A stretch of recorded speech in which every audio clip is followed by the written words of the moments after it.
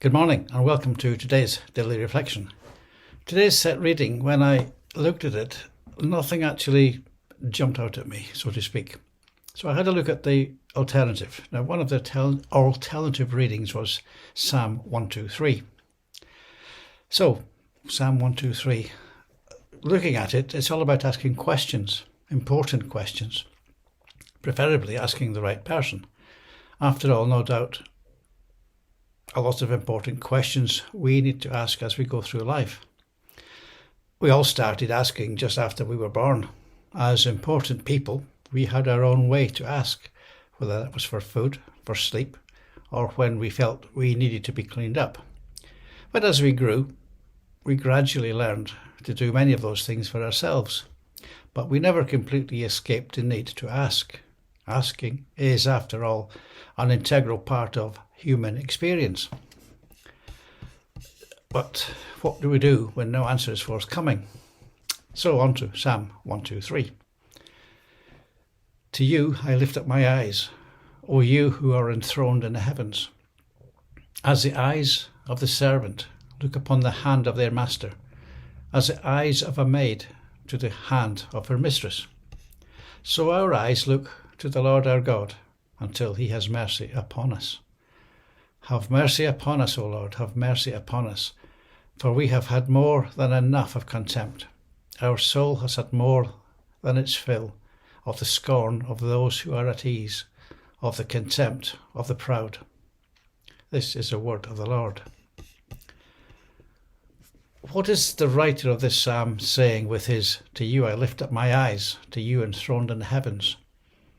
When he or she was writing this psalm, it sounded like they were going through anguish, maybe having suffered some trauma. In other words, having had little hope left. They were at the end of the tether, was at the verge of just giving up, desperately needing help. That's a place many of us have been, or we might know someone who might still be there today. But the person realised that there might still be one chance left, with nothing to lose. After all, having used all their own resources where nothing had worked. This one last resort, the last long-forgotten stories of God, that what God could do. So reorientating his attention in that direction, as he said in verse 1, "To you I lift up my eyes." That's a simple statement. It's a clear expression of faith, maybe a rediscovered faith. Nothing fancy or elaborate, not detailed. It's not a Nicene Creed or an Apostles' Creed, but it is filled with humility and something of a contriteness too. Verse 2 continues, "As the eyes of a servant look to the hand of their master, as the eyes of a maid to the hand of her mistress." That verse reminds me when I started working at age 15 as an apprentice butcher, following my dad's footsteps, as you could say.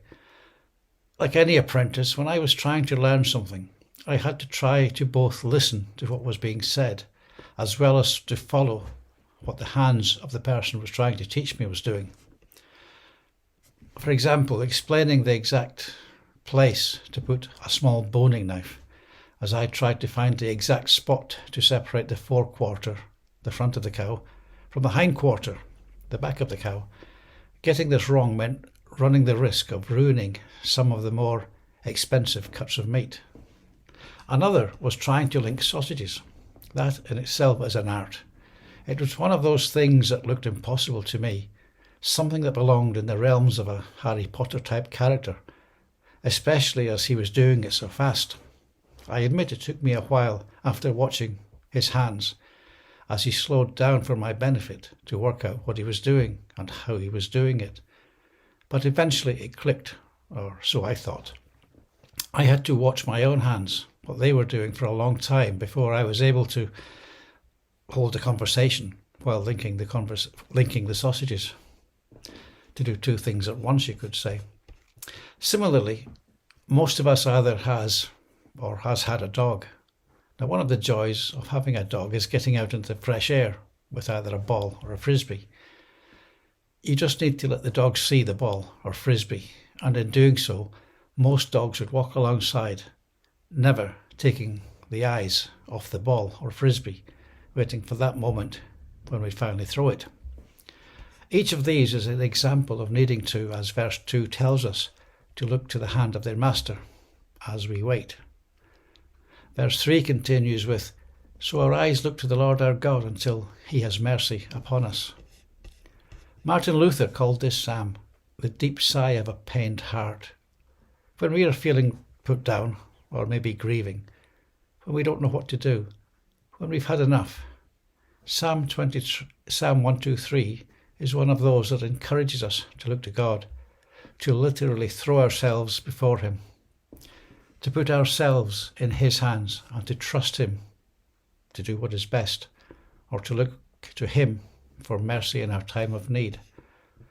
But how do we do that? How do we look to God for mercy in our time of need?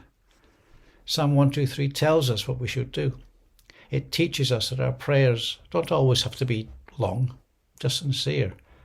God doesn't look at the length of our prayers as much as the sincerity in our hearts, to just lift up our eyes to you who is enthroned in the heavens.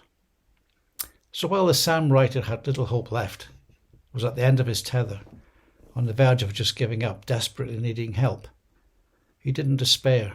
He looked to God. He humbly confessed his complete dependence on God, just like the tax collector in the Gospel of Luke who cried out, "God, have mercy on me, a sinner."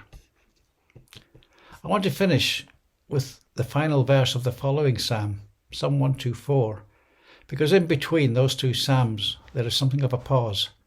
Something has happened. God had shown up in some way. He had answered a request in some powerful way. We know this because of what we see in this psalm. It's an incredible record of thanks. We have escaped like a bird from the fowler's snare. The snare has been broken and we have escaped. Our help is in the name of the Lord, the maker of heaven and earth. Amen. So whatever you're doing today for the rest of this week, do it with a smile. Bye for now.